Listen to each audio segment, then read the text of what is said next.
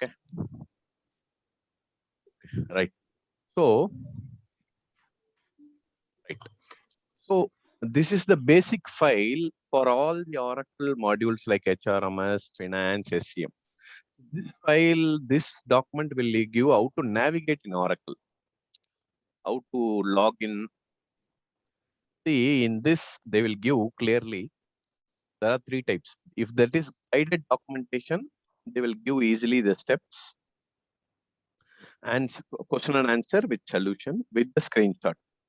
So you can follow that, okay?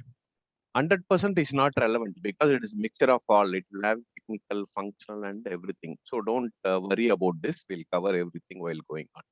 Okay. And one more thing, if it's practice, it is like a question. Okay. And behind the practice, it will be solution. See, same thing. Log into Oracle. It will come with screenshot with detailed one. So this is like a question, and this is like answer. You can easily follow, and you can work out to log in.